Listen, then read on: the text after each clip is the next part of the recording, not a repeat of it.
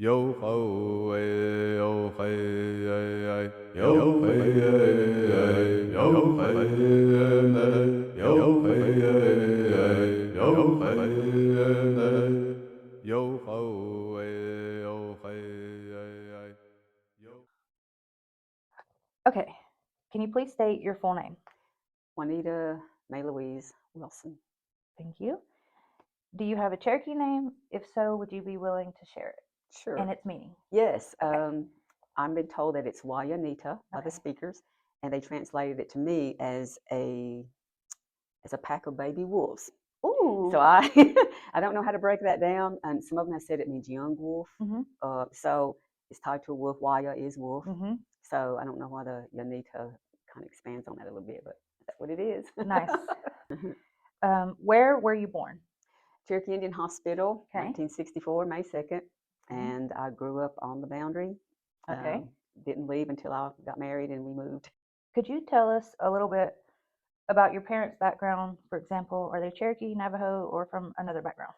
Yes, my parents, LaWanda Sigoin and Richard Virgil Plummer, met in Oklahoma, actually, at Riverside. It was a boarding school. Oh. So they Mhm. met. He followed her back. Mhm. I was born. They've since divorced, Mhm. but I didn't grow up with them. I grew up Mm. with my great grandparents, Amy and Ted Roberts. Mhm. My great grandmother, Amy, is a bird, Mhm. but she is a Goin, really, because her father was bird chopper Goin. Oh. Where did you attend school growing up? Yes, Cherokee Elementary since kindergarten. Um, I went on to Cherokee Middle School and Cherokee High School, graduated Can you share a childhood memory, either good or challenging, that still stays with you today? during the fall. It's Mhm. around the season Mhm. because that was a time when the leaves would change, they would fall, the weather got cooler and crisper, and we Mhm. had our annual fall festival. That's what we Yeah. called it back then. It's a Cherokee Fair now. Mhm. But I remember the smells from craft making. Mhm. I remember the smells of food, Mhm. certain foods, the lye dumplings, bean bread, and the fatback and all that good stuff. So that would be the time when they fixed all that stuff. So the house was just warm with the fire, the wood stove. Mhm. So it's just a real good memory. I always, when I need to calm down, I think about them. What does it mean to you to be a member of Eastern Band of Cherokee Indians? Um, I never thought of it when I was younger. Mhm. In fact, there was a time when I was younger that I was actually embarrassed. I wanted to be Debbie instead of Juanita. I wanted to have light skin and blonde hair. But as I've gotten older and I've learned and I've reconnected with my culture and Mhm. language, I'm real proud because I can look back at centuries ago where we came from and what our duty is to each other. So it means so much. I feel it's my home, Mhm. so and I carry it here. What did you study or focus on in college or other higher education? I had my 2-year degree, my 4-year degree, and I have a graduate degree. Oh. But what really got me back to school was my family and Mm. having Jeremy, our son. Mhm. I just wanted a better life for him. We were struggling, like most young families will. Mhm. So I went after the area of concentration for a 2-year degree that I thought would get me the job the quickest, and Mm. that was administrative office technology. Mhm. So knew how to type, was good at it, organized. Mhm. So that was my first degree. That's what motivated me. But as I learned and got experience, I went to work for a nonprofit Oh. called Region A Partnership for Children. Mhm. It started to solidify who I was, what I loved to do, because we were grant makers Mhm. and we would fund grant proposals that would help children prepare to enter kindergarten. Mm. So a lot of stuff, family support, quality child care, mental health, That's so cool. immunizations, and all that. So I just loved watching the staff and the board work and Mhm. care about what Mhm. happened to families. So I went after a sociology degree as a bachelor's level, Mhm. got that. And then I got jobs like Cherokee Preservation Foundation. I came to work for the Amazing. tribe as an executive, so I was over a 12 program division. Mhm. And that helped me solidify that I loved working with people. I'm good with it. Mhm. I'm good at connecting people who are doing the same things. So I went after a graduate degree in leadership and management. What boards do you currently serve on? Yes, I am co-chair of the Noquisha Initiative. Mhm. I am a member of the North Carolina Center for Nonprofits, Mhm. a member of the Community Foundation of Western North Carolina, the Western Carolina University Board. In what spaces or movements do you use your voice to advocate for change? I vote, Yeah. which is really, really important. I speak to people about change that need. I ran for principal chief a couple of times, Yeah. and I think that helped me develop a better sense of a community, like what the people are really needing. So I also do that through my work here. We train folks in the tribe, so we try to get them the kind of training that increases their awareness of what's going on with them, and just my daily life, and through my son. You Yeah. know, he and I we're like that. We think a lot alike. Um, I think my advocacy on other boards too, making sure that they know what goes on in Cherokee. The George Massa Foundation is the fifth one. I'm Oh. advisory board member. Wants to do something with Cherokee youth. So see, it's just like opportunities to bring that Cherokee presence and voice Yeah. beyond the Koala boundary, because I think we got to do that. We were parts of 8 states. You know, our territory used to be. So we don't need to limit ourselves here to the Koala boundary.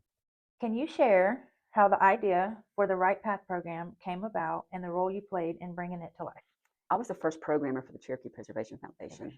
So I did a lot of work with Dr. Jenkins and the staffer there at that time on really youth development. We thought of adult leadership development, but we kind of put that on the back, and we worked on the youth, which is the Cherokee Youth Council and so on and so forth, Jones Bowman, the Costa Rica experience, but then circled back to adult. By that time, I'd actually left the foundation and came to work for the tribe. And but I moved on past that. Just couldn't, just that wasn't ready for that. But they asked me to come and help them develop Right Path. I'm not sure if it even had a name at the time. I think it was Cherokee Leadership Development. But so I was part of interviewing people who were leaders of other tribes. I worked with them on that curriculum, and Ben Sherman was a big part of it. So once those modules were created, they asked me if I would run the program. And I was thrilled, because I was already recognizing that I needed to reconnect with my people. So that was a perfect way to do that. So adult leadership became the important focus once we had those others going. And to me, my goal for Right Path was that we use our culture to create leaders, and not just go through and learn how to speak a few phrases, the syllabary. Okay, I know how to make a basket, or I know some stories. That wasn't enough. You have to use those as a foundation for developing a leader that understands how those play to leadership. How did our ancestors make decisions? So I had to seek out people that had that knowledge and experience. So it was really great to see that curriculum focus more on that, because I think in the beginning it was more of, we learn these things, but I didn't really see a clear way of how it played to leadership skills. So that during my 7-year tenure, that's what I really encouraged. What hopes or intentions did you have when the program began, and do you feel those have been achieved? I think that everybody has their own unique way when they're running something. Like, Right Path was my baby, and as I told you, I developed a curriculum that actually I put for 12 months, right? So each month was a leadership trait focus. So it might be, and I looked at the Marine Corps principles for those 12 traits, and I pulled, like, of course, integrity and all those others. But each month we would focus on that, and we would do mock tribal council sessions to learn how to to handle conflict, and to learn how to use to lead a group. But the hopes was that we would produce people that were very knowledgeable in their culture, but also knew and respected the wisdom of their ancestors. If you don't make that connection, you're pretty much doing modern day leadership technique. I mean, and that's okay, but understand that for us, it was quorum. We always had the quorum. We hold townships, and we were patient, and we were respected. So I want to see that come back. Like, I want to see our council become respected again and earn that respect. And I want to see our leaders be patient, and I want to see them try to lift people up. That's what my hope for Right Path is. And I think they are really doing some awesome things. They really are, and they're reaching a lot of people. So I'm proud of it. Okay, what does Juanita mean to you personally? It means really living the best life you can and considering everything around you. Trying to make sure that you walk through this earth not harming anybody, and helping where you can. So to me, it's living a good life, but also knowing that there's things around you that you need to be respectful of, and you need to be helping. All the questions you've asked so far is, how do we make this a better world? Were there specific family or cultural traditions that you were intentional about passing down? I think in my foolishness as a young adult, I did not learn them as well as I should have. But I think just me being involved with the Right Path, Jeremy went through right path. I think we've passed it down in that regard because he goes to stomp dances and he provides the food, he feeds the crowd, and he, he talks very eloquently about what they do and what it represents. And he dances. I never dreamed he would dance. So he, I think that's just also an example I want to share with you, that even though you don't feel like you're comfortable with that, let your heart overrule your head. I'd like to respectfully acknowledge your cancer journey. Would you be willing to share a little bit about that part of your life? My cancer journey. I'm more than happy to share it because I think it can be motivating and encouraging to people in the same situation. 2023, April, in fact, I was diagnosed with pancreatic cancer. It was between 1 and 3 centimeters. It was localized, so it had not metastasized anywhere else in my body. So May, we started pretty aggressive chemotherapy treatments. It was not operable because it was tangled in some arteries, really important arteries. So I guess my attitude then, I had more concern for my son and my husband than anybody else. I was never scared. I just thought, okay, we just deal with this. And I do what I'm told to do by my doctor, and I do the best I can. It was going well until August, the last of August. And by the first part of August, I realized I can't take these treatments and work.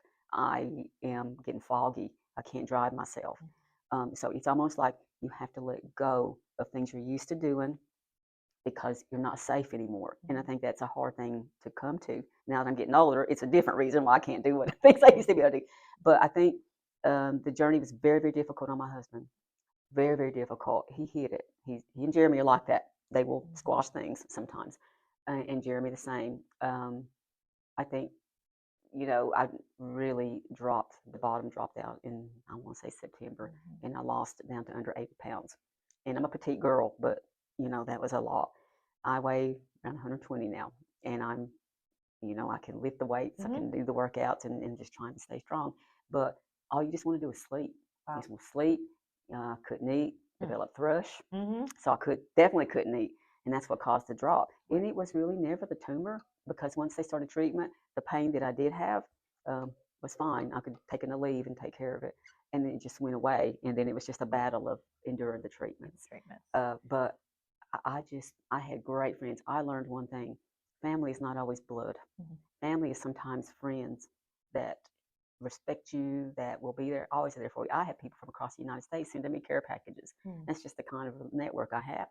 So that really carried me. People brought me food, and they cleaned the house when I need to. So I think I have come out on the other side. I'm very lucky. I just had to have chemo and a little bit of radiation toward the end of my treatment period, which was 2024. February, I think, was my last month. I've not looked back. I do get checkups, no doubt, and the occasional scan to make sure everything's cool. But I'm not worrying. I mean, we went the year after all of that was ended, to early 2025. In fact, it was Valentine's Day. We went to see the Eagles play at the Sphere in Las Vegas. It wasn't cheap, but that was my statement. I'm going to live. Okay. Is there anything else you'd like to share? Something we didn't cover, or words of encouragement, which you just spoke on? I think as you're a young person coming up, I think that you have to pay attention to the challenges that come to you. I'm going to share one about your family. Like I said, I was closed off, very shy, and when I went to work for the Foremans, my first real job at 13 years old, the boss made me talk to people. The boss made me answer the phone. The boss made me give directions to tours, and I just wanted to throttle him because it pulled me out of my comfort zone. But guess what? I learned to do it and love it, and I learned that there's really some cool people out there. But if you keep yourself closed off, you'll never meet them. And I think that push your boundaries. It's painful, but it's just like working out. It's painful, but when you have goals, you push your boundaries. But do that with yourself. It's confidence building. Then it inspires you to do something better, higher, whatever. I feel like I've lived a really full life with all the stuff I've done and that I'm doing. But my proudest is about who I've become, because I've just let that happen. Much like the chemotherapy. I do what I'm told to do. I follow directions. Doesn't mean you can't not agree, Mhm. but you have to really filter all that information to who you really are, and what comes out is what's going to fit. I love that. Thank you. Okay, Juanita, thank you so much for taking the time to share your story, your wisdom, your heart. Um, it's been an honor to learn from you and carry this experience forward to the Right Path program of cohort 2025. Excellent. Well, I'm honored to have been asked. Thank Thank you.